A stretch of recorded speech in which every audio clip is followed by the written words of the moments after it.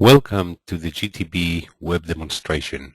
In this demonstration, we're going to display the network DLP of the GTB DLP suite. What I will be showing in the next several minutes is how the GTB inspector is able to perform real-time data classification on any data that is leaving the network, and then identify a DLP policy violation, and then accordingly automatically enforce the policy based on the DLP violation.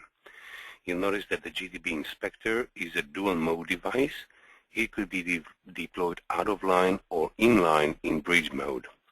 Of course, in this case, I'm connected through a mirror port or a span port, so I'm able to see all traffic through that switch. For those organizations who want to inspect email, you'll need to reroute from your server your SMTP transmission directly to the inspector. The inspector has a full MTA inside. It is going to be able to scan the emails out of the body or the attachments of emails, and given its full MTA, it will then allow users to remediate violations. Such remediation could be to route emails to the encryption gateway, delete them, or possibly send them back to the internet. HTTPS transmissions could come through ICAP handoff from the proxy server. Those organizations who do not have a proxy server may route their SSL traffic directly to the GTB inspector, since the GTB inspector also has a full SSL proxy.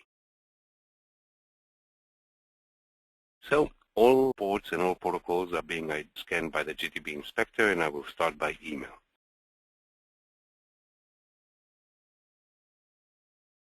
In this case, what I'll do, I'll go over to my email, and I have a very simple email here.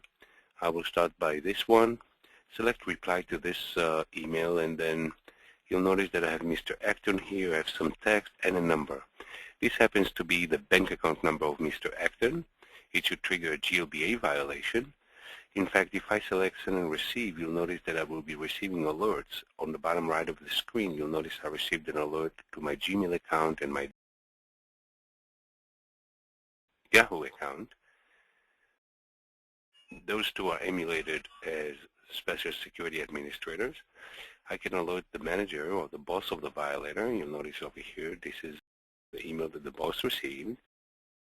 It said Mr. Zwirin, you'll notice Mr. Acton, and indeed the bank account number was sent by Uzia Ear. Very nice. Okay, so we can delete that email. But the user also received a chance to remediate the event. This is the email that the user received. You'll notice it says your email was quarantined for possible GLBA policy violation. Please review. Dear violator, your email to demo violated GLBA policy and was quarantined. The user could see the source, the destination, severity level, subject line, timestamp, the actual DLP violation, and the data that violated the policy. Of course, the action was to quarantine such an email. This happens to be a medium severity violation, so we let the user remediate. The user may log on directly to the MTA, like so, and now he will see the same type of data, Mr. Acton and his credit card. Here's the data inside the email. If the user wants to view the email, he can click here and select open, and voila, this is the email that he was sending out. All right, at this point, the user may decide to possibly release the email. He may decide to encrypt the email, or oops, maybe delete the email. Let's decide to delete such an email. So the user decided not to send it out. Logging onto the central console, I'll refresh the screen. You'll notice that the last event was at 8:36 a.m. from New York. Mind you, I may have multiple locations connected to the central console, maybe Atlanta, Chicago, Frisco, LA, and New York, and so on.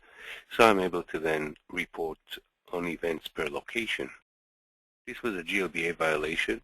It was a medium severity. The source was Uzia Ear. It was sent to demo. The system assigned this violation to Bob Newhart because he's the fellow who handles the GLBA violation on behalf of the organization. You notice that the email status says that it was quarantined, that it is quarantined. But it's no longer the case, since as a user, I deleted such email. So if I refresh the screen, you'll notice that this queue should be changing to something else. And it did. And now we see self-deleted. So this was just a very simple example of how the system is able to detect a policy violation in an email. If it was a medium severity violation, the system then would quarantine the email and give the user a chance to remediate. I have many more emails here, and to save time, I'll just show it to you quickly. In this case, I have an email with Mr. Abagnale and his social security number. In this one, naturally will trigger a HIPAA violation. In this case, the same thing, Mr. Abagnale and his credit card number. In this case, a last name and a salary should trigger a human resource violation. This one is the one we just did. Here is an example of a name and an email address in Arabic. And this one happens to be a name and a Taiwanese ID. And this one happens to be a Japanese violation, maybe a license number. And the same thing over here with a Russian thing. To save time, I'll just forward all these emails as an attachment in one shot, so you don't have to waste time watching videos on the internet. Sending this all out as an attachment, we will trigger many violations at the same time.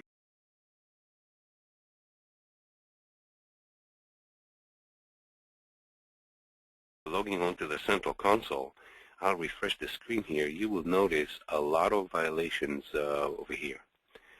Okay, and there we go. So we had a human resource violation, we had an Arabic email, we have a Japanese license number, PCI violation, and GLBA. And one after another, the events are coming over here. All of these emails were quarantined, of course, and alerts were sent to the user to remediate such events because they were all of medium severity level. What happens if I send something more severe? For example, let me show you this file. This file does not have an extension. I'll open it with Adobe. Here we go. Indeed, it's Mr. Abrams and his credit card. It is Mrs. Ace and her credit card, and so on. More than one PCI violation in the same file. In this case, I will attach the file, but what will happen, the email would be quarantined, but only security administrators could release such an email. The user can get an alert about it, but he will not be able to release by himself.